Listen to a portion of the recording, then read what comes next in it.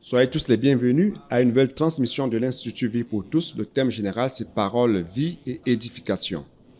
Le message, c'est le numéro 20, l'unité glorieuse entre Dieu et les hommes. Les versets de la lecture biblique, c'est Jean 17, versets 14 à 26. Nous voudrions rappeler que nous sommes dans l'auditorium de l'église à Ribeirão Preto. Le message est transmis de cet auditorium pour toute la terre. Que le Seigneur nous bénisse dans cette conférence, ce message numéro 20. Et réellement, c'est une unité glorieuse dans laquelle Dieu veut nous introduire, où se trouveront Dieu et les hommes. Hier, nous avons parlé d'un thème très important. J'ai dit aux frères après la communion, au moment du dîner,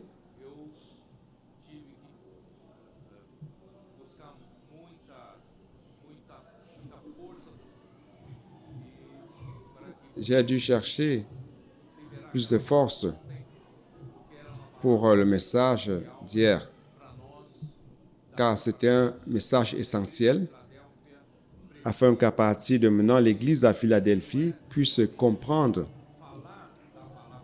qu'il ne s'agit pas seulement de parler la parole de Dieu ou d'annoncer une parole selon la connaissance biblique, mais parler une parole qui sort de la bouche de Dieu. Et l'origine de la parole est très importante. Il ne s'agit pas seulement d'annoncer la parole de Dieu qui est dans la Bible, mais ce que Dieu lui-même dit. Donc l'origine de la parole est très importante, car cette parole qui sort de la bouche de Dieu vient avec puissance. Cette parole vient avec la vie éternelle. C'est la parole qui transforme, c'est la parole qui change notre vie. C'est cette parole qui fait les opérations, les miracles, et qui fait le travail surnaturel parmi nous. Donc, bien-aimés frères, nous devons non seulement nous rendre compte qu'une belle parole, un beau message, seul ne suffisent pas. C'est l'origine qui est importante. C'est pour cela que Jésus a dit plusieurs fois, « Je ne parle pas mes propres paroles, mais les paroles que le Père me donne. » Donc, je parle selon le Père. Donc, les paroles que Jésus enseignait, c'était les paroles du Père. Donc, ces mêmes paroles sont utilisées par le Père pour faire son œuvre. Donc, juste pour résumer, frère, je n'ai pas le temps d'entrer dans tout le sujet. J'aimerais que certaines choses que nous avons évoquées hier, qu'au moment de faire la nourriture quotidienne du message 20, que les frères puissent faire un résumé de cela, car c'est un sujet très important et qu'à partir de maintenant, que le Seigneur puisse toujours nous faire comprendre qu'il ne s'agit pas seulement d'annoncer une parole qui ressemble à la parole annoncée par Dieu, mais ça doit être une parole qui sort de Dieu. Et cette parole qui vient de Dieu a une efficacité. Lorsqu'on croit en elle, elle opère efficacement en celui qui croit. Alors, je vais entrer directement dans le message car il y a beaucoup de choses à partager. Et je vais donc aborder le reste du chapitre 17. Hier, nous avons terminé en lisant le verset 11 qui dit ceci. « Je ne suis plus dans le monde, et ils sont dans le monde. Et je vais à toi. Père Saint, garde en ton nom ceux que tu m'as donnés, afin qu'ils soient un comme nous. » Frères, c'est très intéressant. Nous parlons d'un chapitre, un chapitre de la Bible qui parle de l'introduction de l'homme Jésus dans la gloire du Père. Le chapitre 17, verset 4 dit ceci: « Je t'ai glorifié sur la terre. J'ai achevé l'œuvre que tu m'as donné à faire. » Donc, frère, pour qu'un homme glorifie Dieu, il ne s'agit pas seulement de dire de sa bouche « gloire à Dieu, gloire à Dieu ». Pour glorifier Dieu, l'homme doit faire l'œuvre que Dieu lui a confié de faire. Si vous, ici sur terre, vous êtes en train de faire la volonté de Dieu que Dieu vous a confié de faire, alors ça, c'est glorifier Dieu. Votre vie, votre service seront en train de glorifier Dieu ici sur terre. Vous vous rappelez que dans plusieurs passages, principalement dans Matthieu, lorsqu'ils ont dit à Jésus que ses frères et sa mère étaient là dehors et le cherchaient pour lui parler, il a montré ses disciples du doigt, il a dit « Qui sont mes frères, qui est ma mère ?» Celui-là qui fait la volonté de mon Père qui est dans les cieux, celui-là est mon Père, ma mère et ma sœur et mon frère. Donc, ce qui intéresse Jésus, c'est celui qui fait la volonté du Père, qui fait la volonté de Dieu. Donc, bien-aimés frères, tant que nous vivons ici sur terre, nous devons faire la volonté du Père qui nous a donné de faire. L'ordre qu'il nous donne à accomplir. Pendant que nous allons accomplir, exécuter l'ordre que le Seigneur nous a donné de réaliser, alors nous serions ainsi en train de glorifier le Père. Alors vous pouvez vous demander quelle œuvre le Père vous a donnée. Ce n'est pas la parole. Lorsqu'il annonce sa parole, chaque parole de notre Seigneur est un ordre. C'est un commandement. Et alors, il nous revient à vous et moi, non d'analyser, mais d'exécuter la parole. Si vous exécutez la parole, alors vous seriez en train de glorifier Dieu, glorifier le Père. Maintenant, le verset 5, c'est le contraire. Et maintenant, toi, Père, glorifie-moi auprès de toi-même de la gloire que j'avais auprès de toi avant que le monde fût. Alors, l'homme qui glorifie Dieu, c'est faire l'œuvre qu'il a confiée à l'homme de faire. Et l'inverse, comment Dieu glorifie-t-il l'homme? C'est pour cela que Jésus demande au Père, « Père, glorifie-moi auprès de toi-même de la gloire que j'avais auprès de toi avant que le monde fût. » Qu'est-ce que cela veut dire? Notre Seigneur Jésus est le Fils de Dieu. Comme Fils unique de Dieu, comme Dieu lui-même, il était dans la gloire du Père depuis l'éternité. Ai-je raison, oui ou non? Donc, il était déjà dans la gloire du Père, comme Fils unique. Mais maintenant, il est le Verbe qui se fait chair. Il s'est incarné, il a pris un corps humain et maintenant, il demande au Père de le glorifier en tant qu'homme. Car maintenant, il a déjà en lui l'humanité. Et comment le Père va-t-il glorifier son humanité? C'est à travers la mort et la résurrection de Jésus. Il est le grain de blé, Jean 12, 24. Il est le grain de blé qui, en tombant sur terre, si ce grain ne meurt, ce grain demeure seul. Mais si ce grain se dispose à mourir, alors la carapace qui retient la substance qui est la graine, car il est une carapace d'humanité, mais à l'intérieur de lui se trouve la divinité. À l'intérieur de lui se trouve la vie éternelle. Dans ce grain se trouve la vie de résurrection. Donc, lorsque cette carapace sera morte, sera brisée, la résurrection, la vie divine va se manifester en résurrection. Donc, notre Seigneur Jésus a la vie divine en lui.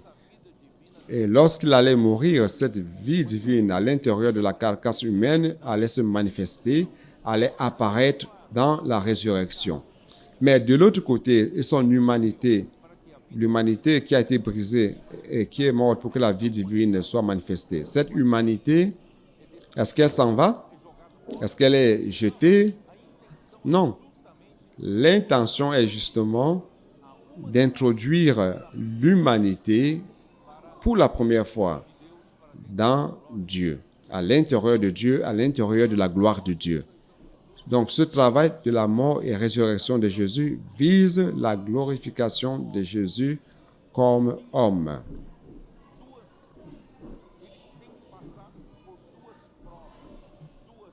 Il devait donc affronter 3 épreuves, 3 barrières. La première barrière, c'est que le Père n'allait admettre l'humanité de Jésus à l'intérieur de sa gloire, à l'intérieur de la divinité, que si Jésus, comme homme, pendant qu'il vivait sur terre, qu'il ait fait exactement ce que le Père a voulu qu'il fasse. Si le Père n'avait pas approuvé un de ses actes en tant qu'homme, il aurait été réprouvé. Et le Père n'allait pas le ressusciter et son corps allait connaître la corruption. Mais grâce à Dieu, j'ai parlé de cela dans le message passé, il est l'homme approuvé par Dieu. Il a été approuvé par Dieu. Tout ce que Jésus a fait, il n'a pas fait de lui-même. Il n'annonçait pas ses propres paroles. Il ne faisait pas sa propre volonté. Il n'a pas recherché sa propre gloire. Il a été approuvé par Dieu en tant qu'homme. Donc, le Père ne l'a pas laissé dans la mort, mais l'a ressuscité. En deuxième lieu, son humanité devrait être introduite en Dieu, devrait être introduite dans la gloire de Dieu, devrait être absorbée par la divinité, absorbée par la gloire de Dieu. C'est pour cela qu'il a prié en disant, allons répéter cette prière, vous allez comprendre. Verset 5, « Et maintenant, toi, Père, glorifie-moi auprès de toi-même, de la gloire. » Alors, c'est quoi la gloire? La gloire, c'est Dieu lui-même qui est la gloire. Père, glorifie-moi auprès de toi-même de la gloire. Donc, Dieu est la gloire lui-même. Et il dit de la gloire que j'avais auprès de toi avant que le monde fût. C'est-à-dire, avant la création, le Fils était déjà avec le Père en tant que Fils unique. Et maintenant, Jésus demande afin que Dieu le glorifie comme homme. Et en tant que Jésus, lorsqu'il a été glorifié comme homme par Dieu, Jésus allait devenir le Fils premier-né. Le Fils premier-né de Dieu. C'est pour cela que Hébreux chapitre 1, ouvrez votre Bible dans Hébreux chapitre 1 qui dit, verset 5, « Car auquel des anges Dieu a jamais dit, « Tu es mon fils, je t'ai engendré aujourd'hui. » Et encore, quand est-ce que Jésus a été engendré fils de Dieu? Il a été engendré lors de sa résurrection. Vous pouvez voir cela dans Acte 13, verset 33. C'est au moment de la résurrection, Jésus a été engendré fils de Dieu. Fils de Dieu. Christ était déjà le Fils unique. Mais au moment de la résurrection, l'homme Jésus a été engendré fils de Dieu. C'est pour cela que à la suite de ce verset, il dit, je lui serai fils, et verset 6. Et lorsqu'il introduit le premier dans le monde, il a dit que tous les anges l'adorent. Donc le fils premier-né a été introduit dans le monde à la résurrection de Jésus. Donc l'homme Jésus a été introduit en Dieu. L'homme Jésus a été introduit dans la gloire de Dieu. Cet homme a été glorifié à la résurrection. Et il était le premier homme qui a reçu la gloire et l'honneur afin que tous les autres fils de Dieu puissent être couronnés de gloire et d'honneur. Cela, c'est dans le chapitre 2 d'Hébreux. Je n'aurai pas le temps de parler de tout cela. Le verset 7 dit ceci. Tu l'as abaissé pour un peu de temps au-dessous des anges, tu l'as couronné de gloire et d'honneur.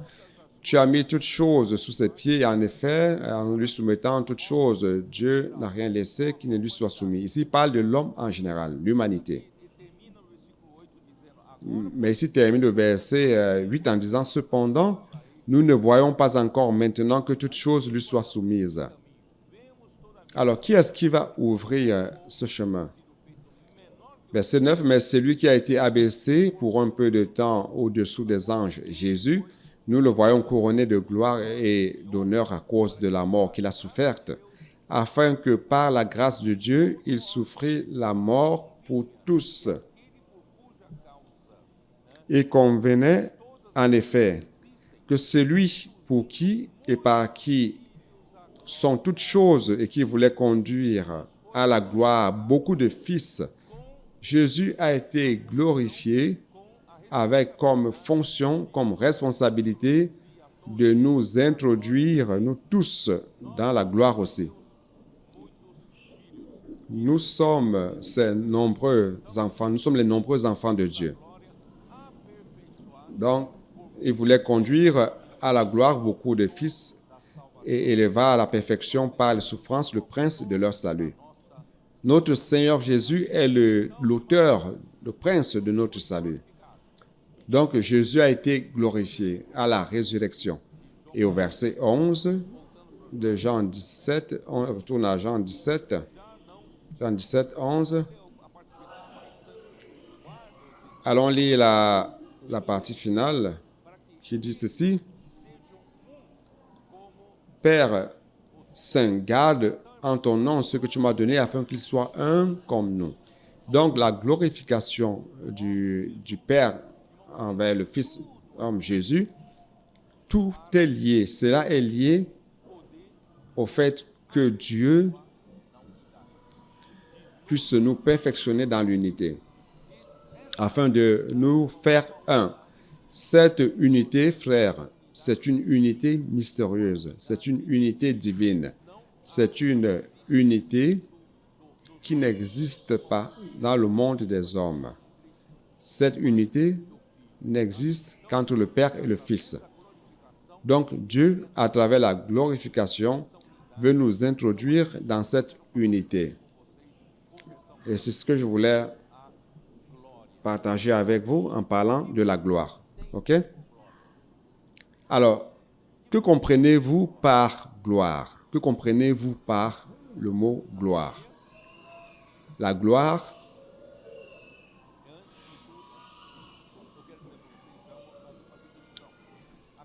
avant tout, c'est une définition. La gloire, avant tout, la gloire de Dieu représente la présence de Dieu.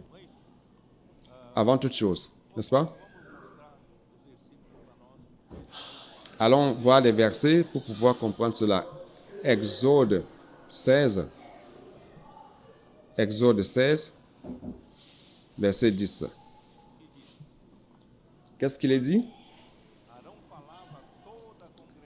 Lorsque Aaron parlait à l'assemblée des enfants d'Israël, ils se tournèrent du côté du désert et voici, la gloire de l'Éternel parut dans la nuée. Donc, lorsque la gloire du Seigneur apparaît dans la nuée, qu'est-ce que cela indique?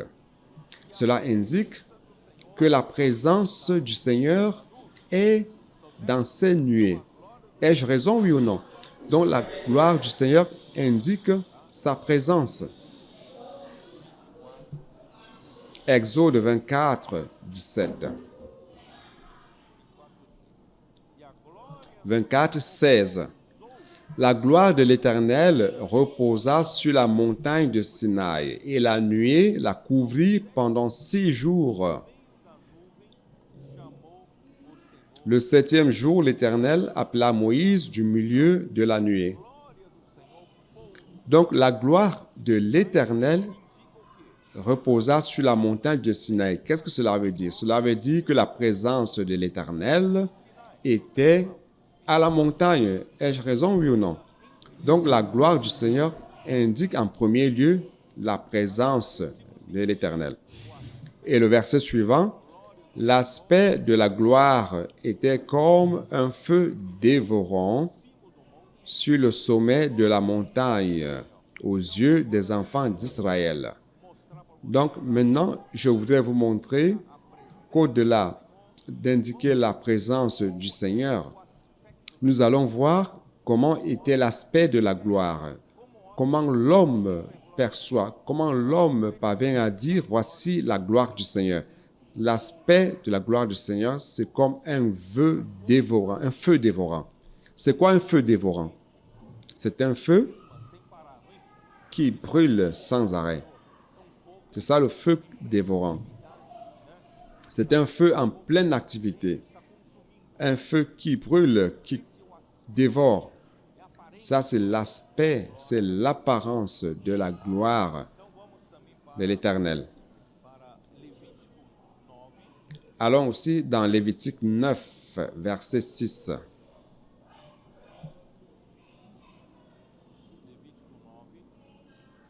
Lévitique 9, verset 6, comme il est dit, Moïse dit, « Vous ferez ce que l'Éternel a ordonné, et la gloire de l'Éternel vous apparaîtra. » Qu'est-ce que cela veut dire? Qu'est-ce que vous comprenez par cela? Ce que l'Éternel a ordonné, frère, nous devons comprendre, je répète plusieurs fois, que la parole de Dieu qui vient jusqu'à nous est toujours un ordre. La parole que Dieu donne à son peuple, c'est toujours un ordre, un commandement, afin que son peuple puisse l'exécuter. Et lorsque son peuple exécute la parole, lorsque son peuple obéit à la parole et pratique la parole, qu'est-ce qui se passe? La gloire de l'Éternel nous apparaît. Donc, lorsque la gloire de l'Éternel nous apparaît, la présence de l'Éternel apparaît. Cela montre qu'au-delà de la présence, c'est l'approbation, oui ou non? N'est-ce pas, ça indique l'approbation? Lorsque vous exécutez l'œuvre de Dieu que Dieu vous a donnée, lorsque vous comprenez que la parole de Dieu est un ordre et que vous l'exécutez, vous pratiquez la parole, vous croyez en la parole, frère. Lorsque vous croyez en la parole, la gloire du Seigneur vous apparaît. C'est-à-dire que la présence du Seigneur est avec vous et cela montre l'approbation, que Dieu t'a approuvé. Ai-je raison, oui ou non? Allons-y. Exode 28, verset 2. Exode 28, verset 2. Tu feras à Aaron, ton frère, des vêtements sacrés pour marquer sa dignité et pour lui servir de parure. Frère, la gloire sert d'ornement. La gloire indique l'honneur. Dieu a voulu donner un grand honneur au souverain sacrificateur qui sert au Seigneur. quis dar sacrificature. uma veste especial que indica a sua Donc c'est un glória moment e o spécial, seu cela montre sa ornamento. gloire, ça Para montre Deus é son importante ornement. essa glória, esse ornamento para Pour para Dieu, aqueles que cette servem gloire ao et Senhor. cet ornement est important pour ceux qui servent Vocês se lembram l'Éternel. que eu falei rapidamente Vous vous rappelez sobre Salmo que j'avais 110, parlé versículo rapidement 3? du psaume 110, verset 3? Lorsque les gouttes de rosée descendaient pour former l'armée des jeunes saints, il y a une version, je pense que c'est Jean Ferreira de Almeida, qui dit que cette venue, cet avènement, c'est comme un ornement. Donc, l'ornement, c'est un honneur que Dieu donne à ceux qui le servent. Par exemple, le jour où Lucifer a été créé, dans Exode 28, Ézéchiel 28, tous les ornements, les sacrés ornements les plus beaux ont été préparés pour la création de Lucifer. Donc cela indique le grand honneur que Dieu avait réservé à cette création et l'importance de cette création pour Dieu. Donc l'ornement, frère, c'est quand Dieu accorde l'importance, l'honneur à quelqu'un. Et donc Dieu accordait l'importance au souverain sacrificateur et à celui qui sert Dieu. Dieu donne la gloire et l'ornement. C'est pour que vous compreniez. Donc la gloire a le sens d'honneur, d'ornement, de réputation. Et allons voir aussi Deutéronome 5, 24. 5, 24. Et vous dites, voici l'Éternel notre Dieu, nous a montré sa gloire et sa grandeur, et nous avons entendu sa voix du milieu du feu. Aujourd'hui, nous avons vu que Dieu a parlé à des hommes et qu'ils sont demeurés vivants. Frère, la gloire indique la grandeur. La gloire, lorsque Dieu apparaît dans sa gloire, cela indique la grandeur de Dieu. Oui ou non? Deutéronome 26, 19. 26, 19. Comme il est dit, afin qu'il te donne sur toutes les nations et qu'il a créé la supériorité en gloire, en renom et en magnificence, et afin que tu sois un peuple saint pour l'Éternel ton Dieu, comme il te l'a dit. Le peuple d'Israël, frère, a été créé avec le plus grand honneur. Donc cette gloire a aussi le sens de renom, de louange, de magnificence. La gloire a aussi le sens de renom et de magnificence.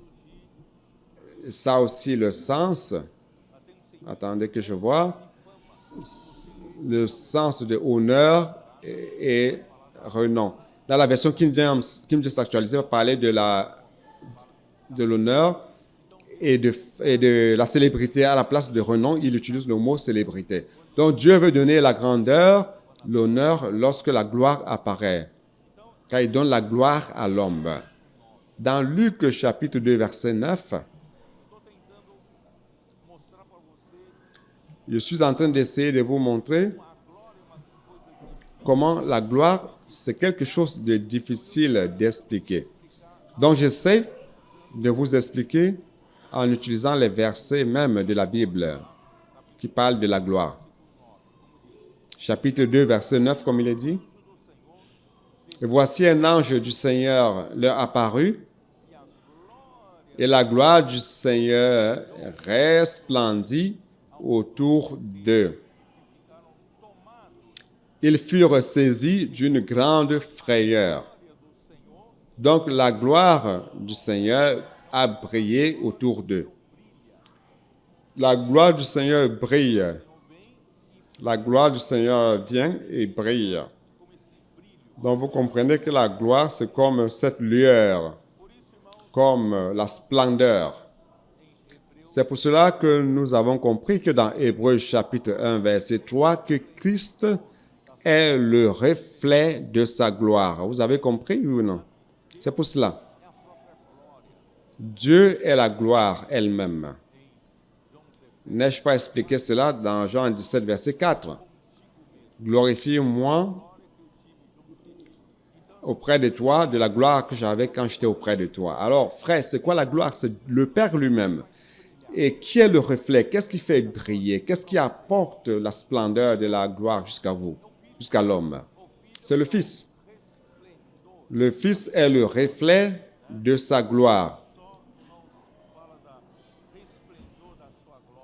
Et non seulement il parle du reflet de sa gloire, mais il est aussi l'expression exacte de son être. Je ne sais pas si vous comprenez. Ici, vous avez la gloire, et celui qui apporte la gloire jusqu'à vous, c'est le reflet. Et ce reflet, c'est Christ. Christ brillant de la gloire de Dieu sur vous. Et non seulement cela, lorsqu'il a brillé sur vous, lorsque la splendeur de cette gloire est parvenue jusqu'à vous, il est celui qui imprime, il est le caractère qui imprime l'être même de Dieu, la substance de Dieu, Dieu lui-même dans votre cœur. C'est pour cela, frère, que lorsque nous inculquons dans notre cœur la parole, c'est Christ qui vient de la part de Dieu, de la gloire de Dieu, et imprimant un caractère dans votre cœur. Et lorsque Christ tamponne votre cœur de sa parole, la parole reste là, tamponnée dans votre cœur. Dieu est gravé en vous à travers la parole. C'est pour cela, frère, que nous allons aussi aller pour avoir une autre compréhension dans Matthieu chapitre 6, verset 29.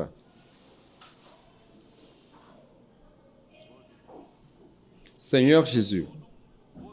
Cependant, je vous dis que Salomon, même dans toute sa gloire, n'a pas été vêtu comme l'un d'eux. Frère, la gloire peut être revêtue par nous. La gloire peut représenter un vêtement et peut aussi représenter une apparence, glamour et des ornements. Donc Dieu veut nous honorer, il veut nous revêtir de la gloire. Il veut nous donner une apparence de grandeur, une apparence de glamour. Il veut nous mettre à l'intérieur de cette gloire. Frère, voyez donc quel privilège. Qui êtes-vous? C'est là que l'auteur de Hébreux dit, qui est l'homme pour que tu te rappelles de lui? Ou le Fils de l'homme pour que tu lui rendes visite? Frère, il veut nous couronner de gloire et d'honneur. Qui sommes-nous, frère? Qui sommes-nous? Oh Seigneur Jésus. Seulement, quel est le rapport de toute cette explication avec la gloire qui sont montrés par plusieurs versets de la Bible? Quel est le rapport de cette gloire avec nous au-delà du fait que Dieu veut nous honorer, veut nous donner la grandeur, la splendeur de la gloire? Quel est le sens pratique de la gloire de Dieu? Donc allons-y. Colossiens 1, 11.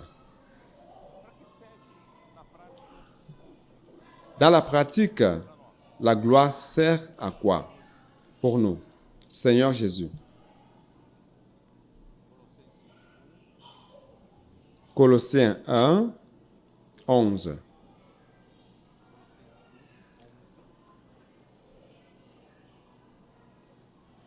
Colossiens 1, 11.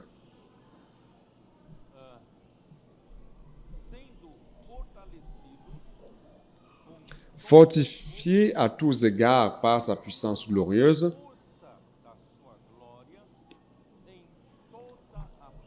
en sorte que vous soyez toujours avec joie, persévérant et patient.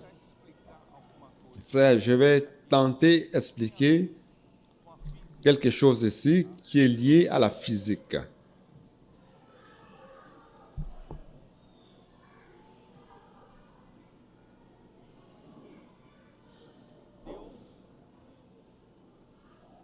Tem o seu poder. A glória Dieu a sa puissance. La gloire, en fait, a une puissance. Pourquoi? Parce que la gloire a sa propre force. Je n'avais jamais pensé que la gloire avait une force. Pour moi, la gloire, depuis que je suis devenu chrétien, étant encore jeune, j'avais compris que cette gloire, cette lueur, cette splendeur, cette majesté, ça représente la gloire. Mais je n'avais jamais pensé que la gloire pouvait être quelque chose de pratique, qui a une force. N'est-ce pas? Ici, il dit, selon la force de ta gloire. Frère, c'est ce verset qui a attiré mon attention. Ce verset a attiré mon attention.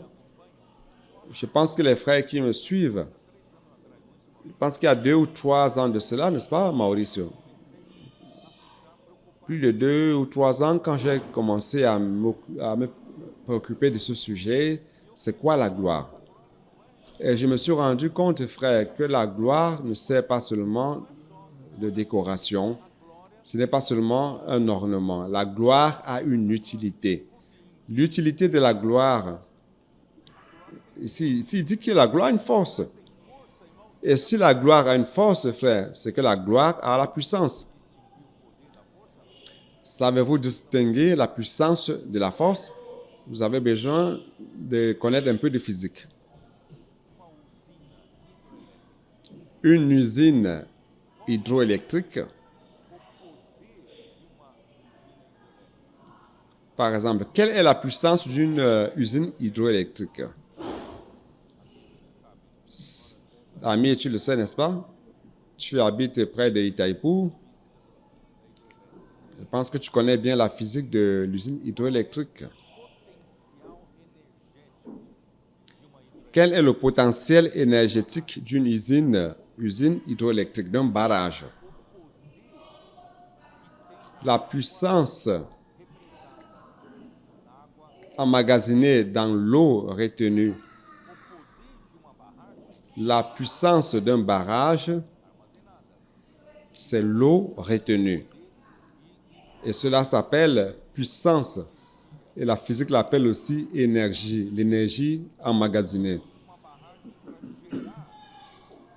Et pour qu'un barrage puisse produire la force, puisse produire l'énergie, il faut qu'il y ait une colonne d'eau. água represada e o volume de água indica Il faut qu'il y ait une colonne d'eau retenue et le volume, le contenu, c'est... Donc cela représente l'énergie emmagasinée. Et lorsque cette énergie, si vous avez un barrage, par exemple, qui retient de l'eau, qui a une énergie, mais il n'y a pas de force. Alors tout cela servira à quoi? Ça ne servira à rien sans force. Alors pour utiliser cette énergie, cette puissance emmagasinée, vous avez besoin de transformer cette puissance, cette énergie emmagasinée en force. Alors comment vous transformez cette énergie en force? Vous conduisez, n'est-ce pas? Vous conduisez cette eau qui est emmagasinée, vous faites en sorte que cette eau, par la force de l'eau, fasse tourner un rotor, le générateur, les pales d'un générateur. Celui qui a déjà visité le barrage d'Itaipú le sait, dans les salles des machines, il y a un générateur. Lorsqu'on ouvre une valve, l'eau descend avec la pression qu'elle a. Et elle a fait tourner les pales gigantesques d'un générateur. Ça fait tourner un rotor électrique et ça produit l'énergie électrique à travers la puissance du barrage qui s'est transformé en force. Donc, sans force, il n'existe pas de travail. Je vais vous enseigner un peu de physique. Ici, vous avez un verre. Ce verre a une masse, n'est-ce pas? Une certaine masse. Vous pesez combien? Ami, je ne te poserai pas la question.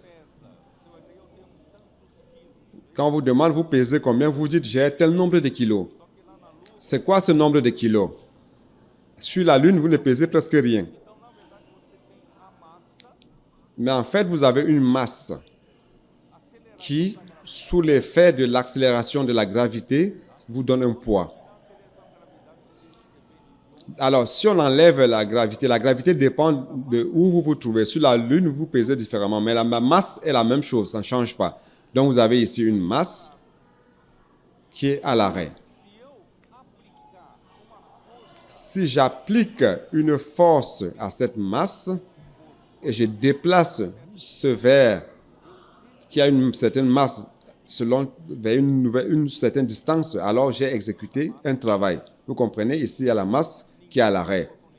Si personne n'applique une force, donc cela n'exécute aucun travail. Mais si j'applique une force et que je fasse déplacer cette masse, alors j'ai accompli un travail. Donc c'était là, ça vient sur ce point-ci. Donc j'ai appliqué un travail. Vous comprenez? L'œuvre de Dieu. Comment l'œuvre de Dieu est faite? Elle est faite par la force.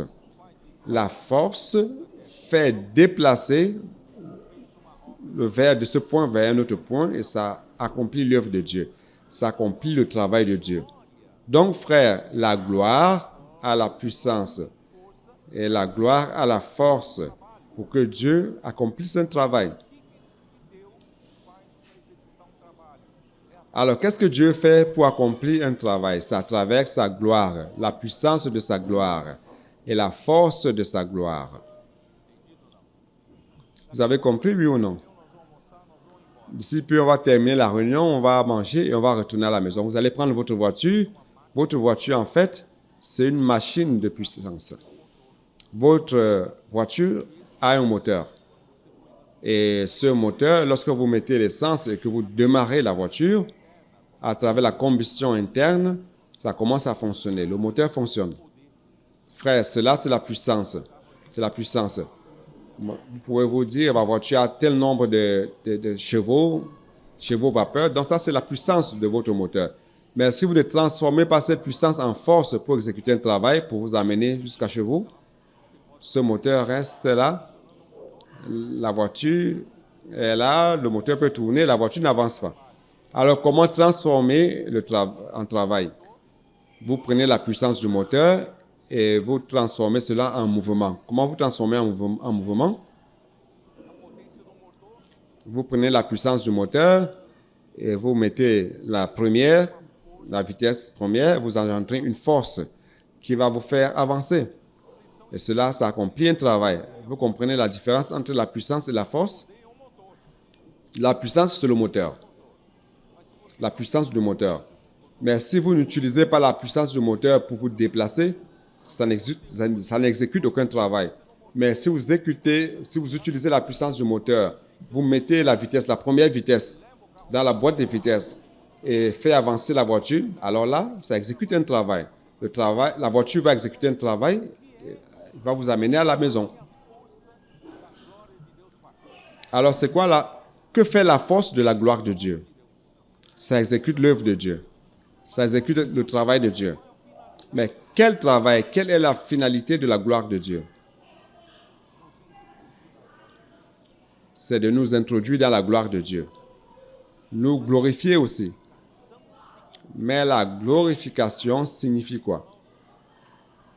Frère, la glorification signifie, ça résulte en l'unité. Bon, je suis en train de sauter déjà plusieurs étapes. Colossiens chapitre 1, toujours, verset 4.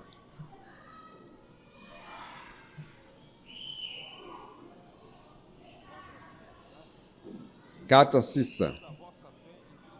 ayant été informés de votre foi en Jésus-Christ et de votre amour pour tous les saints, à cause de l'espérance qui vous est réservée dans les cieux, et que la parole de la vérité, la parole de l'Évangile vous a précédemment fait connaître.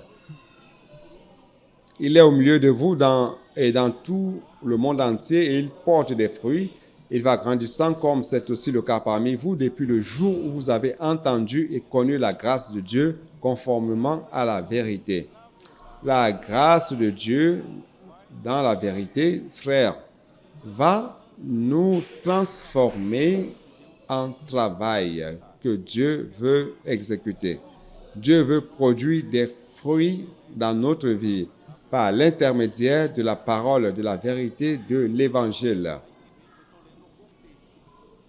Ici, je lis le contexte. C'est alors que nous voyons le verset 10 et 11. Pour marcher d'une manière digne du Seigneur et lui être entièrement agréable, portant des fruits en toutes sortes de bonnes œuvres et croissant par la connaissance de Dieu, fortifié à tous égards par sa puissance glorieuse, en sorte que vous soyez toujours et avec joie persévérants et patients. Frères, cette force de la gloire veut accomplir un travail. Mais ici, il dit avec toute persévérance et longanimité. Qu'est-ce que cela signifie? Que ce travail est lent. Ce travail est graduel. Frère, ce travail que cette grâce fait à travers la force de sa gloire est en train de nous amener, nous pousser pour amener dans la gloire de Dieu. Mais cela ne se produit pas d'un seul coup. C'est quelque chose de lent, de graduel. Frère, c'est pour cela que quand vous faites l'immersion dans la parole, les adolescents font l'immersion dans la parole, cette immersion dans la parole de manière graduelle, de manière lente, avec toute persévérance, longanimité, va travailler et nous amener dans la gloire de Dieu. Vous croyez en cela, oui ou non? Oh Seigneur Jésus.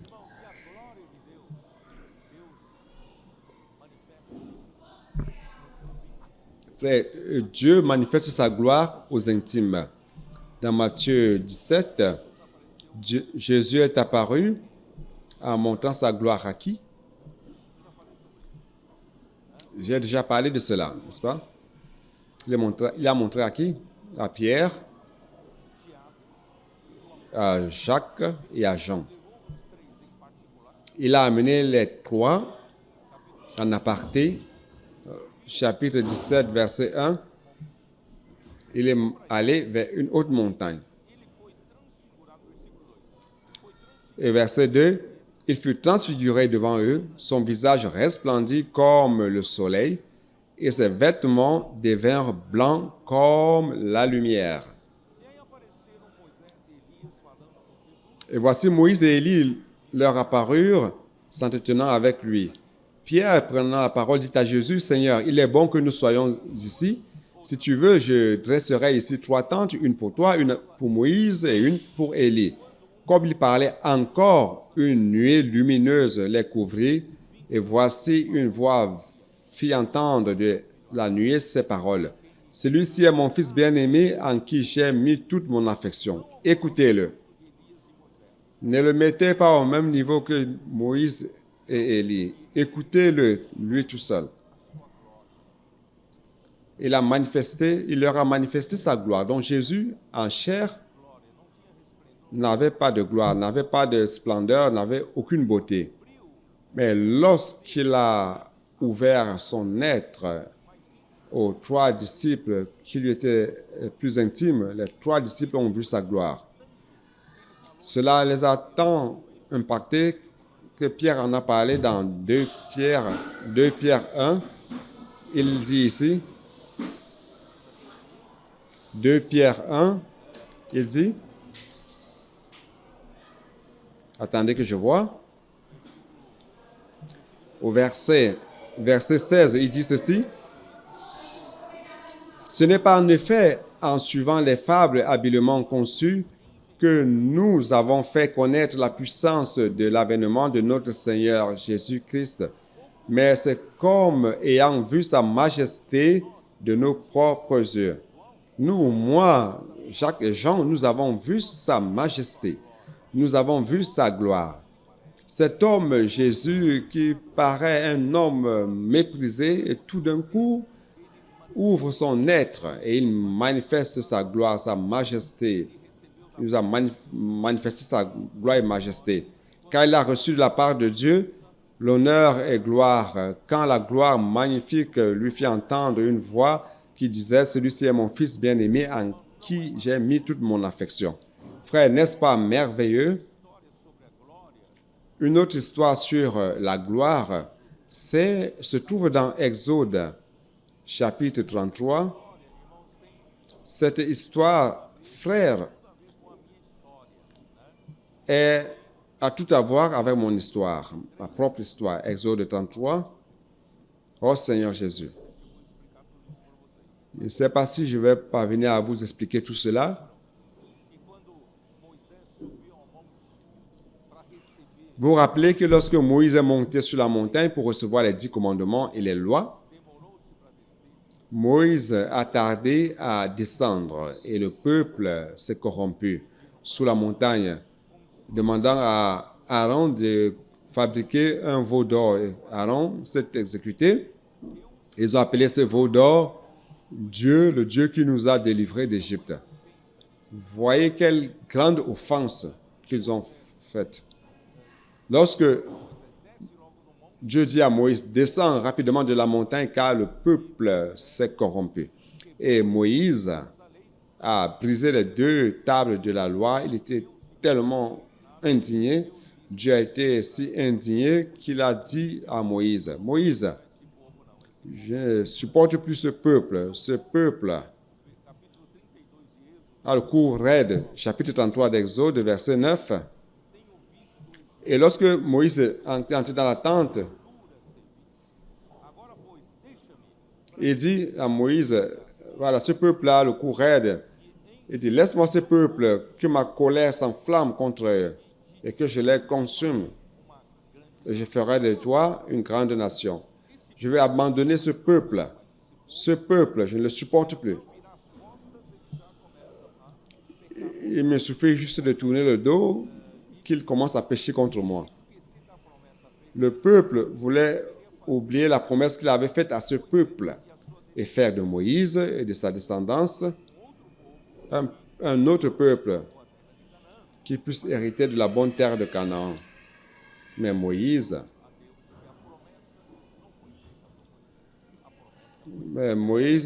a rappelé à Dieu que la promesse n'a pas été faite à Moïse, mais à Abraham, Isaac et Jacob. C'est dans le verset 13. Maintenant, si j'ai trouvé grâce à tes yeux, fais-moi connaître tes voies. Dans le peuple par qui tu as juré, et tu as dit que tu multiplierais tes descendants comme les étoiles du ciel, et toute cette terre que tu as promis de leur donner à leur descendance, afin de la posséder par héritage, comme héritage éternel. Dieu, ce n'était pas à moi que tu as fait cette promesse. La promesse a été faite à Moïse, à Abraham et Jacob. Abraham, Moïse, Jacob et Isaac. Et dans Moïse, Dieu se repentit de ce qu'il voulait faire au peuple. Dieu se repentit, il a dit, ça va, je vais conduire ce peuple pour prendre possession de la terre conforme à ce que j'ai promis à Abraham, Isaac et Jacob. Mais moi-même, je n'y vais pas. Je vais envoyer un ange et cet ange va conduire mon peuple jusque-là. Cela se trouve où? Chapitre 33, verset 1. L'Éternel dit à Moïse, va, pars d'ici, toi et le peuple que tu m'as fait sortir du pays d'Égypte. Monte vers le pays que j'ai juré de donner à Abraham, à Isaac et à Jacob en disant, je le donnerai à ta postérité. Maintenant, Dieu a fait marche arrière et il a dit, je vais donner donc à la descendance d'Abraham, d'Isaac et Jacob. Maintenant, prêtez attention au verset 2. Il dit, j'enverrai devant toi un ange et je chasserai les Cananéens, les Amoréens, les Héthiens, les Phérésiens, les Hiviens et les Jébusiens. Monte vers ce pays où coule le lait et le miel, mais je ne monterai point. Je vais envoyer mon ange, mais moi-même, je ne vais pas aller devant toi, car ce peuple est un peuple au cou raide, cou roide, afin que je ne le consume sur le chemin. Donc, il courait un risque de ce que Dieu ne l'accompagne pas ce peuple présentiellement jusqu'à la possession de la bonne terre. Oh Seigneur Jésus, c'est à ce moment, oh Seigneur Jésus. Donc Moïse était dans un grand désespoir et dit au verset 12 du chapitre 33, Moïse dit à l'Éternel, voici, tu me dis, fais monter ce peuple et tu ne me fais pas connaître qui tu enverras avec moi. Cependant, tu as dit, je te connais par ton nom et tu as trouvé grâce à mes yeux. En d'autres termes, c'est comme si Moïse a dit, maintenant tu promets que tu vas conduire ce peuple jusqu'à la bonne terre de Canaan et le faire posséder la terre. Mais pour moi, il n'est pas clair encore de savoir qui ira avec moi. L'Éternel, si tu ne vas pas avec moi, au verset 15, il dit, Moïse lui dit, si tu ne marches pas toi-même avec moi, ne nous fais point partir d'ici. C'est-à-dire que si ta présence ne vient pas avec moi, je n'y vais pas non plus. Pourquoi est-ce que je dis que cela a tout à voir avec moi? Lorsque le frère Dong était très malade, je me suis rendu compte que la responsabilité de conduire l'œuvre du Seigneur commençait à retomber près de moi.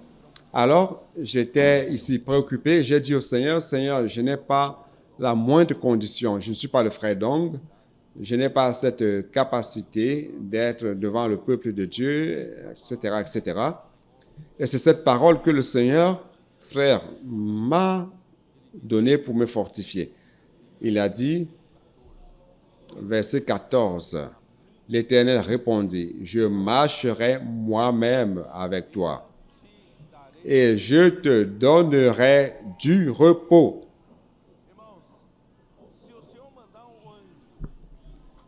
Frère, si le Seigneur avait envoyé un ange et que lui-même ne venait pas, ce serait froid. Alors n'y allez pas, frère. C'est froid. Et Moïse avait totalement raison. Éternel, si ta présence ne vient pas, alors ne m'envoie pas, je n'y vais pas. Et frère, j'ai dit ça au Seigneur, frère, je n'y vais pas. Je n'ai pas cette capacité. Frère, c'est pour cela que la présence de l'Éternel avec nous doit être importante. On peut avoir beaucoup d'épreuves. On peut avoir 1000 attaques de l'ennemi. Mais le plus important, frère, c'est la présence du Seigneur avec nous. Si la présence du Seigneur est avec nous, frère, alors soyez tranquilles. Nous allons arriver à la bonne terre de Canaan. Mais Moïse ne s'est pas senti rassuré par cette parole. Moïse voulait plus de garanties. Et Moïse dit, OK, puisque tu as promis que ta présence sera avec nous, alors j'ai besoin de plus de garanties. Parce que si tout d'un coup, tu décides de changer d'avis, et si ce peuple de courroides commençait à provoquer encore l'Éternel, alors je serai seul. Alors je veux une garantie de plus. Vous savez quelle est la garantie qu'il a demandée? C'est la gloire du Seigneur. Frère, lorsque la gloire du Seigneur apparaît, c'est la plus grande des garanties. C'est la plus grande assurance que l'homme peut avoir. Jetez un coup d'œil au verset 17. L'Éternel dit à Moïse, « Je ferai ce que tu me demandes, car tu as trouvé grâce à mes yeux, et je te connais par ton nom. » Verset 18, Moïse dit, « Fais-moi voir ta gloire. » Frère, si vous voulez une garantie, Demandez la gloire du Seigneur. Seigneur, montre-moi ta gloire. Et qu'est-ce que l'Éternel a répondu? Il a dit, l'Éternel répondit, je ferai passer devant toi toute ma bonté et je proclamerai devant toi le nom de l'Éternel. Je ferai grâce à qui tu fais grâce et miséricorde, à qui je fais grâce. Je ferai grâce à qui je fais grâce et miséricorde à qui je fais miséricorde. L'Éternel me dit, tu ne pourras voir ma face. Personne n'a jamais vu la face de l'Éternel. Même que Dieu a dit à Aaron et à Myriam dans Nombre 12 que je parle face à face à Moïse. Mais en fait, Moïse ne pouvait pas voir la face de l'Éternel. Personne ne peut voir la face de l'Éternel et vivre. Frère, donc c'est une expression encore d'intimité. Ici, il dit, tu ne pourras pas voir ma face, car l'homme ne peut me voir et vivre. L'Éternel dit, voici un lieu près de moi. Tu te tiendras sur le rocher, sur un rocher, une montagne de pierre. Et sur le rocher, il y a plusieurs fentes. Alors Moïse, tu pourras entrer dans la fente de la pierre, du rocher. Tu seras dans la fente du rocher. Il dit, quand ma gloire passera, je te mettrai dans un creux du rocher et je te couvrirai de ma main jusqu'à ce que j'ai passé. Et lorsque je serai passé, tu pourras regarder. Mais pendant que je passerai, je fermerai de ma main, car tu ne peux voir ma face. Tu peux voir ma gloire, mais de dos. Vous comprenez cela? Le verset 23. Et lorsque je retournerai ma main, tu me verras par derrière, mais ma face ne pourra pas être vue. Vous voyez quelle chose merveilleuse, frère. Je ne sais pas si vous croyez, frère, tout ce que l'Église à Ribeirão-Preto a connu et tout ce que nous avons aussi traversé, frère, des hauts et des bas. Frère, nous nous sommes rendus compte que non seulement la présence du Seigneur est avec nous, mais la gloire du Seigneur est avec nous. Nous nous sentons rassurés. Nous ne nous sentons pas abandonnés. Nous nous sentons accueillis, n'est-ce pas? Frère, parfois les attaques sont si féroces. Comme être humain, parfois on a un peu peur. On dit, Seigneur Jésus, est-ce que je suis seul dans cette lutte? Comme Élie disait, est-ce que je suis seul, luttant seul dans ce combat? C'est alors que le Seigneur nous montre sa présence à travers sa gloire. Donc, je dis cela afin que vous compreniez c'est quoi la gloire du Seigneur. Ça, la force, la puissance, ça, la présence, l'assurance, la garantie et l'assurance. On se sent rassuré avec cela. Très bien. Donc, je dois avancer un peu plus. Donc, l'objectif final, frère, c'est de nous introduire dans une union organique avec le Seigneur. Et Dieu désire nous introduire, car la gloire nous donne la garantie, la sécurité, ça nous apporte la présence du Seigneur. Mais imaginez donc, frère, si nous étions dans la gloire elle-même. La présence de la gloire nous apporte déjà tout cela. Imaginez donc Dieu nous introduisant dans sa gloire. Dans 1 Thessaloniciens 2, 12. Seigneur Jésus. 2, 12.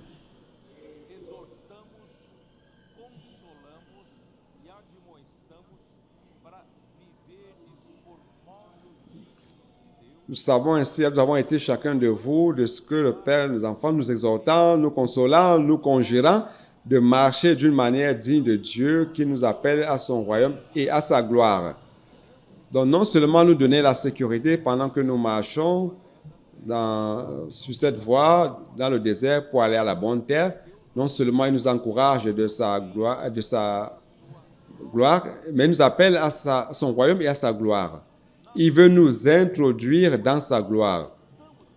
Tant que nous luttons pour son royaume, il va nous introduire dans son royaume et il va nous introduire à l'intérieur de sa gloire. Introduire dans la gloire, frère, c'est l'équivalent de produire un lieu d'habitation de Dieu qui se trouve dans Éphésiens 2, 22. J'ai déjà lu cela plusieurs fois.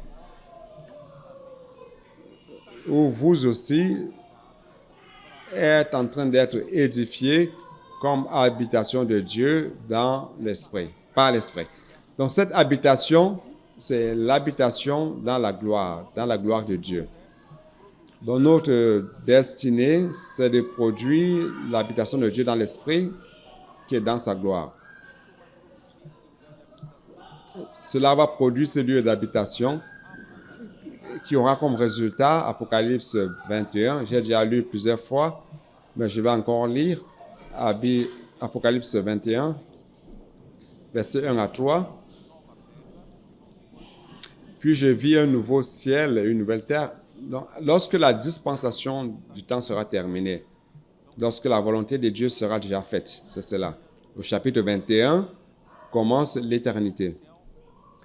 Puis je vis un nouveau ciel. En fait, ce n'est pas que c'est le début de l'éternité. L'éternité avait déjà existé. Ce qui va terminer la dispensation du temps et nous introduire dans l'éternité. Donc, c'est mieux de dire cela, d'expliquer comme cela. Puis je vis un nouveau ciel et une nouvelle terre, car le premier ciel et la première terre avaient disparu et la mer n'était plus. Et je vis descendre du ciel d'auprès de Dieu la ville sainte, la nouvelle Jérusalem, préparée comme une épouse qui s'est parée par son époux. Frère, ça c'est la nouvelle Jérusalem.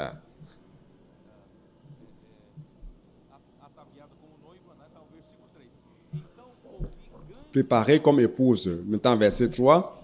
J'ai entendu du trône une voix forte qui disait, « Frère, ça ce sera un grand événement pour Dieu. C'est le produit final que Dieu veut produire. Voici le tabernacle de Dieu avec les hommes. » Finalement, Dieu a réussi. Voici le tabernacle de Dieu avec les hommes. Dieu habitera avec eux et ils seront son peuple. Et Dieu lui-même sera avec eux. Ça, c'est le résultat final de tout le travail, le résultat final de la force de la gloire, avec persévérance, avec patience. Nous sommes en train d'être introduits dans la gloire de Dieu, à l'intérieur de Dieu. Donc, Dieu et nous serons unis pour toujours. Si vous me comprenez maintenant, pourquoi est-ce que j'ai dit que la force de la gloire et que la gloire a comme objectif de nous faire un avec Dieu. Cette unité qui n'existe qu'en Dieu, qui n'existe qu'entre le Père et le Fils. Dieu veut nous mettre, nous hommes, dans cette unité. Et cette unité, frère, à la fin, sera l'habitation de Dieu avec les hommes. Et la version de la Bible de Jérusalem traduit comme ceci. Et voici le tabernacle de Dieu avec les hommes. Dieu habitera avec eux. Ils seront le peuple de Dieu. Et lui, se référant à Dieu, et lui, Dieu avec eux, sera leur Dieu. C'est-à-dire que notre Dieu, frère, dans l'éternité, après la dispensation du temps, son nom sera Dieu avec les hommes. C'est un nom composé, donc Dieu avec eux. N'est-ce pas merveilleux, frère? Car il aura réussi à nous introduire dans cette unité si intrinsèque. Frère, nous ferons partie de l'habitation mutuelle entre Dieu et l'homme. Je ne sais pas si cela vous impressionne, mais moi, ça m'impressionne. Vous savez, Dieu est en train de nous introduire dans cette unité. Pour terminer, allons dans Jean 17, verset 14. Je leur ai donné ta parole et le monde les a haïs. Parce qu'ils ne sont pas du monde, comme moi, je ne suis pas du monde. Je ne te prie pas de les ôter du monde, mais de les préserver du mal. Ils ne sont pas du monde, comme moi, je ne suis pas du monde. Nous ne sommes pas du monde, frères. Nous sommes un groupe de personnes sanctifiées, séparées, pour un objectif glorieux du Seigneur. Nous n'avons pas été faits, frères, pour vivre dans ce monde, pour gagner de l'argent, avoir le confort matériel, avoir beaucoup de biens, beaucoup de patrimoine. Non, nous ne sommes pas ici pour cela, car nous ne sommes pas du monde, comme notre Seigneur non plus n'est du monde. Frère, notre avenir est plus glorieux encore que d'avoir du succès dans le monde. C'est pour cela que ne passez pas le temps à lutter pour avoir beaucoup d'argent sur cette terre. Sauf si vous gagnez de l'argent pour le Seigneur. Ne luttez pas pour avoir plus de célébrité, plus de prospérité, de patrimoine. Lorsque vous irez dans le cercueil, vous n'amènerez rien de cela avec vous. Donc, frère, nous ne sommes pas de ce monde. Nous sommes du Seigneur. Frère, c'est pour cela que nous sommes un peuple saint, un peuple sanctifié. C'est quoi sanctifié? Nous sommes un peuple séparé pour Dieu. C'est pour cela que le verset 17 dit « Sanctifie-les par ta vérité ». C'est un processus. La force de la gloire, c'est un processus qui travaille lentement mais graduellement. Nous sommes en train d'être travaillés. Dieu est en train de nous sanctifier, séparer. Nous préparons, frères, pour aller dans la gloire. Et comment Dieu parvient-il à nous séparer? Comment Dieu parvient-il à nous sanctifier? Frères, c'est par la vérité. C'est pour cela que dans le message d'hier, frères, j'ai dit que Dieu est le seul Dieu véritable. Le seul Dieu, frère, qui apporte à l'existence les choses qui n'existent pas. Et Christ est la seule vérité qui vient du véritable. Et lorsque Christ vient jusqu'à nous, frères, il vient avec sa parole qui est la vérité.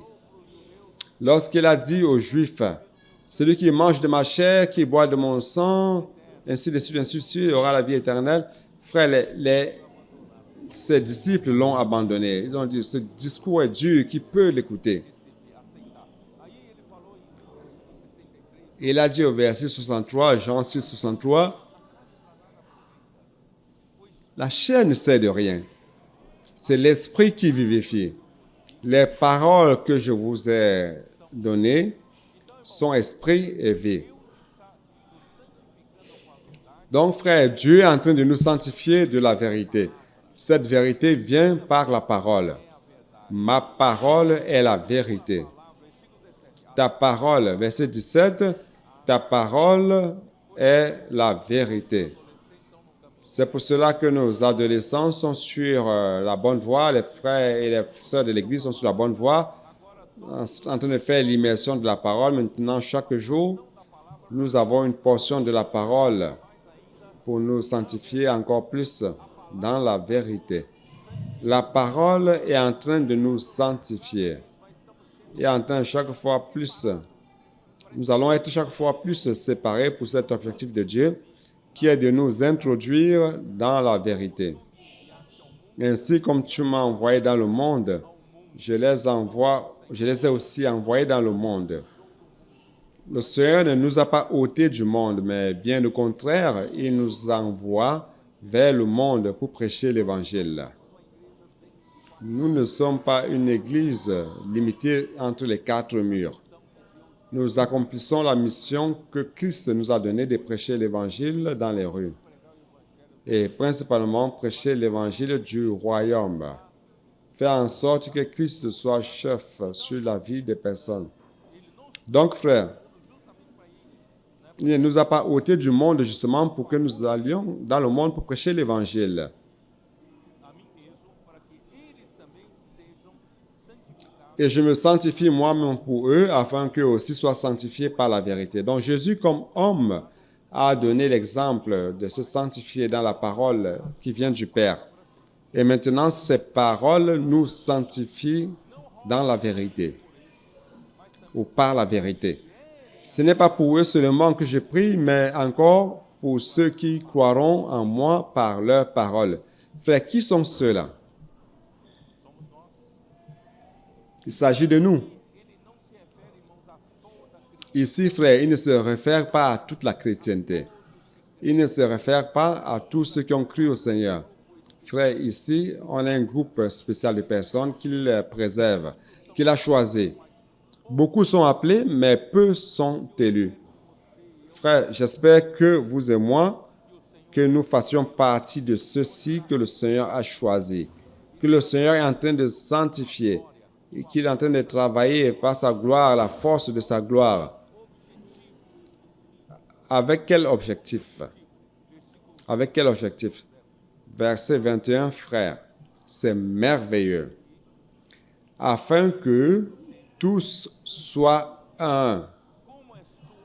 Comme toi, Père, tu es en moi, et comme je suis en toi. Afin qu'eux aussi soient un en nous, pour que le monde croie que tu m'as envoyé. Frère, la force de la gloire, c'est pour nous amener à l'intérieur de cette unité merveilleuse. Il s'agit de quelle unité merveilleuse? Le Fils est dans le Père et le Père est dans le Fils. Expliquez-moi cela. Ce n'est pas la physique qui va parvenir à expliquer cela. Comment un corps peut-il être à l'intérieur de l'autre? Comment le Père peut être dans le Fils et le Fils est dans le Père? Jésus dit dans Jean 14, n'est-ce pas? Jean 14, verset 9. Jésus lui dit, il y a si longtemps que je suis avec vous et tu ne m'as pas connu, Philippe. Parce que Philippe lui a demandé de lui montrer le Père. Il dit, celui qui m'a vu a vu le Père. Comment dis-tu, montre-nous le Père? C'est intéressant de voir ici que celui qui voit le Père a vu le Fils. Je ne comprends pas cela. C'est pas possible de comprendre cela, mais ça existe, c'est une réalité divine. Il dit, ne crois-tu pas que je suis dans le Père et que le Père est en moi? Les paroles que je vous dis, je ne les dis pas de moi-même. Et le Père qui demeure en moi, c'est lui qui fait les œuvres. À travers les paroles que je dis, car les paroles lui appartiennent. Croyez-moi, je suis dans le Père et le Père est en moi. Croyez du moins à cause de ses œuvres. Croyez que je suis dans le Père et que le Père est en moi. Frères, on n'arrive pas à comprendre cela, mais on peut spirituellement comprendre, avoir un entendement spirituel pour voir que cette unité, c'est quelque chose de mystérieux et merveilleux. Je vais lire de nouveau. Afin que tous soient un. Frère, il est difficile aux hommes d'être un, n'est-ce pas? C'est très difficile. Même un couple. Tant d'années de vie commune.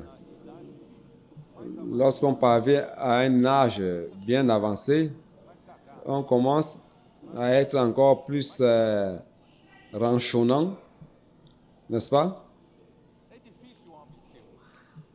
C'est difficile à l'homme d'être un, aux hommes d'être un, mais Dieu il parvient à nous introduire dans la meilleure, dans la vraie unité, afin que tous soient un. Comme tu l'es, ô Père, en moi. Le Père dans le Fils a cette unité merveilleuse. Et moi en toi. Et leur désir, c'est qu'ils soient aussi en nous. Frères, nous, dans le Père et le Fils, quelle unité merveilleuse, afin que le monde croie que tu m'as envoyé. Christ a été envoyé par Dieu pour faire cette œuvre, pour nous introduire dans cette unité merveilleuse. Frère, parlant de ce point, il n'est pas possible que je n'utilise pas Proverbe chapitre 8. Je vais l'utiliser dans la version King James actualisée. Oh Seigneur Jésus, que celui qui est là, Proverbe 8, c'est où? Verset 30. J'étais à l'œuvre auprès de lui, moi qui? Le Fils.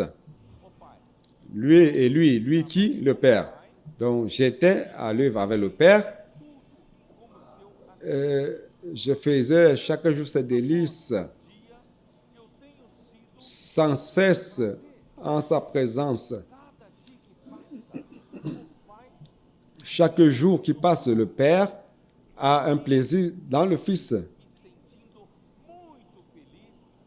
Et toujours me sentant très heureux à ses côtés. C'est-à-dire que le Fils se sentait heureux aux côtés du Père. Vous voyez cette unité merveilleuse. Vous voyez le verset 31 dans la version King James. Comme si Dieu voulait plus. Dieu veut introduire l'homme dans cette fête. Il veut introduire l'homme dans cette unité merveilleuse. Je vais répéter, frère. Le Père avait le Fils comme plaisir. Celui qui a apporté le plaisir au Père, c'était le Fils. Et le Fils vivait heureux avec le Père. Ça, c'est l'unité organique, intrinsèque, entre le Père et le Fils. Il ne manque de rien. Il veut tout simplement maintenant introduire l'homme. Ouais, qui est l'homme pour que tu te rappelles de lui? Et le Fils de l'homme pour que tu lui rendes visite. Frère, nous avons toujours été dans la volonté de Dieu, au centre de sa volonté. Au verset suivant, verset 31, continuant, il dit, « Jouant sur le globe de sa terre et trouvant mon bonheur parmi les fils de l'homme. » Non seulement le Père et le Fils vivaient heureux, ils avaient le plaisir de vivre ensemble dans cette unité merveilleuse.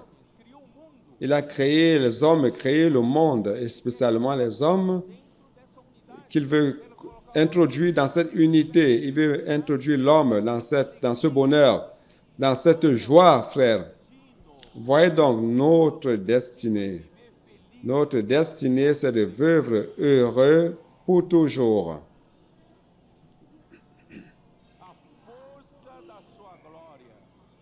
La force de sa gloire.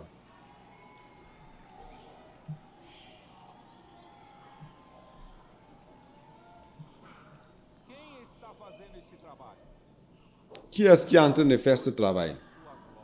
La force de sa gloire. C'est pour cela, frère, avec persévérance, avec patience, peu à peu, ce travail est en train d'être réalisé.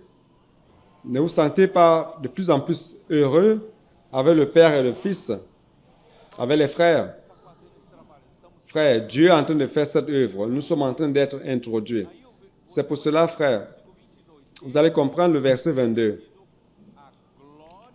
Je leur ai transmis, retournant à Jean 17, pardon. On retourne à Jean 17, verset 22. Voyez le verset 22. Qui prouve ce que j'ai dit jusqu'à maintenant. Je leur ai donné la gloire que tu m'as donnée. Pourquoi? Afin qu'ils soient un comme nous sommes un. Frère, le Fils a transmis la gloire du Père à nous, les hommes. Avec quel objectif, quelle finalité? Avec la finalité que nous soyons un, comme le Père et le Fils sont un. C'est pour cela que je répète, il ne s'agit pas de l'unité connue par ce monde. Ce n'est pas l'unité que l'homme sait manifester. Les hommes se mettent ensemble en association, en club, etc., par amitié, par affinité. Mais non, cette unité, ce n'est pas une unité que l'homme peut fabriquer. Cette unité, frère, c'est une unité intrinsèque en Dieu. Seul Dieu possède cette unité. Et Dieu nous invite à participer à cette unité mystérieuse et merveilleuse. Et celui qui entre dans cette unité, frère, participe à la gloire, il participe aussi à la joie et au plaisir, participe aussi au vrai bonheur. Frère, enfin, cela signifie l'amour, le saviez-vous? L'amour, c'est la chose la plus parfaite. Cette unité, en fait, c'est l'amour de Dieu. Cette unité, c'est la gloire de Dieu. Cette unité de Dieu nous introduit dans la gloire, dans la joie complète. Tout ce qu'il y a de plus parfait, Dieu veut nous amener vers cette unité. Il s'agit de quelle unité? Moi en eux, Christ en nous, et toi en moi, le Père, c'est-à-dire le Père dans le Fils, afin qu'ils soient parfaitement un. C'est pour cela, frère, que notre unité n'est pas perfectionnée tout simplement en mangeant la pizza ensemble. Ce n'est pas parce que nous avons une affinité commune, non. C'est à travers le travail de cette grâce, de la gloire, de la force de la gloire, à travers la vérité, à travers la parole. Frère, c'est pour cela qu'il est important que nous fassions l'immersion dans la parole. Continuons avec patience, faisant cela, faisant ce travail. Et ce travail sera consumé dans cette unité merveilleuse dans la gloire de Dieu.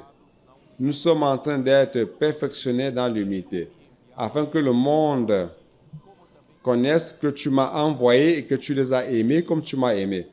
Vous voyez que la fin résulte toujours dans l'amour. Il n'est pas possible de parler de cette joie, ce bonheur dans la joie, sans parler de l'amour. Car l'amour, c'est le seul élément divin qui a la puissance agglutinatrice, qui a la puissance de colle. Donc, c'est cet amour qui nous lie. Nous allons devenir si un frère, que nous serons un avec le Père, un avec le Fils, un entre nous. Frère, vous n'allez plus... Beaucoup de gens me demandent, après l'éternité, est-ce que je vais reconnaître ma femme que j'aime tellement? Est-ce que je vais reconnaître mes fils que j'aime que j'aime tellement? Frère, je vais vous dire quelque chose. Oui, vous allez reconnaître. Nous ne serons pas des robots. Nous allons reconnaître les uns les autres. Seulement, vous n'allez pas... Ces relations ne vont pas vous manquer. Ces relations spéciales que vous avez envers certaines personnes ne vont pas vous manquer. Car la relation que nous aurons dans la gloire du Père, dans la joie, le bonheur, sera bien au-delà de tout cela. L'intensité de l'amour que vous avez aujourd'hui, frère, cet amour-là va surpasser cet amour que vous avez aujourd'hui. Nous allons nous sentir si aimés comme jamais nous ne serons jamais sentis aimés. Et nous allons aimer tout le monde. Vous me croyez, oui ou non? Parfois, c'est difficile d'expliquer cela. Mais ce jour-là, vous allez voir que c'est vraiment cela. Père, je veux que là où je suis, ce que tu m'as donné soit aussi avec moi, afin qu'ils voient ma gloire, la gloire que tu m'as donnée, parce que tu m'as aimé avant la fondation du monde. Frère, pourquoi ce bonheur existe entre le Père et le Fils? C'est à cause de l'amour. Pourquoi cette unité existe entre le Père et le Fils? C'est à cause de l'amour. Frère, et il veut nous introduire dans cet amour, nous introduire dans cette gloire, nous introduire dans cette unité. Ça, c'est, oh Seigneur Jésus, c'est notre destinée. Père juste, le monde ne t'a point connu, mais moi je t'ai connu, et ceux-ci ont connu que tu m'as envoyé. Je leur ai fait connaître ton nom, et je leur ferai connaître, afin que l'amour dont tu m'as aimé soit en eux, et que je sois en eux. Vous vous rendez compte que que l'amour ne peut pas manquer, car c'est l'amour qui nous agglutine, qui nous réunit. C'est la force de l'amour, la force de la gloire nous amène dans la gloire. Cette unité que nous allons vivre, nous allons former un lieu d'habitation de Dieu. Et pour terminer, frère, je vais lire Romains 8, puis je lis Romains 8 pour que vous voyez la gloire lors de l'avènement du Seigneur. Oh Seigneur Jésus. Chapitre 8, verset 17, il dit ceci. Or, si nous sommes enfants, nous sommes aussi héritiers. Héritiers de Dieu et co-héritiers de Christ. Si toutefois nous souffrons avec lui. Frère, ce n'est pas un problème que nous souffrions aujourd'hui. Comme Paul a dit, la souffrance, comment il dit? La souffrance des temps présents ne sont pas comparées à la gloire que nous allons recevoir. Donc, si nous souffrons avec lui, nous serons aussi glorifiés.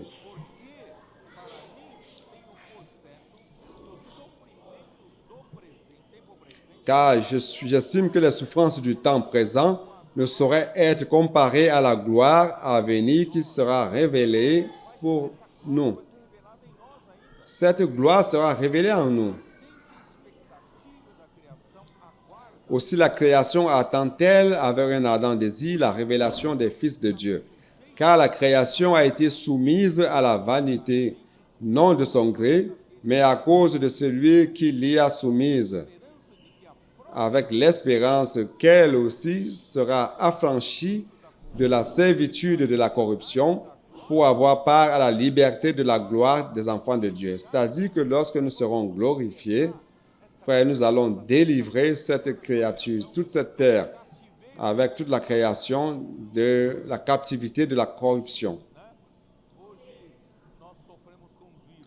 Aujourd'hui, nous souffrons des virus. Le Covid est causé par un virus. Nous sommes facilement engrippés. Nous sommes piqués par les insectes, les moustiques. Aujourd'hui, il existe ces choses encore, mais ce jour-là, la création sera aussi délivrée. Je pense que les moustiques ne vont plus vous piquer. Ils vont survivre d'une autre manière. Rien ne nous fera de mal, car nous allons délivrer la création de la servitude de la corruption. Car les enfants de Dieu seront révélés. La gloire des enfants de Dieu sera révélée. Continuons. Or, nous savons que jusqu'à ce jour, la création tout entière soupire et souffre des douleurs de l'enfantement. Et ce n'est pas elle seulement, mais nous aussi, nous qui avons les prémices de l'Esprit, nous aussi, nous soupirons en nous-mêmes en attendant la filiation. C'est quoi la filiation? La rédemption de notre corps. En d'autres termes, le Fils nous glorifiera de l'intérieur vers l'extérieur.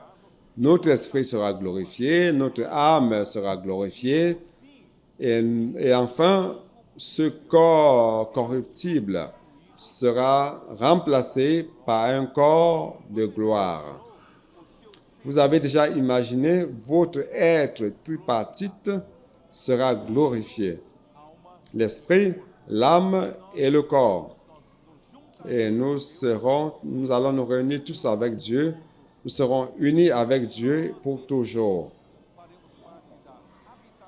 Dieu et nous ferions partie de l'habitation de Dieu dans l'esprit. Frère, ça c'est notre destinée. Amen. Jésus est le Seigneur. Amen.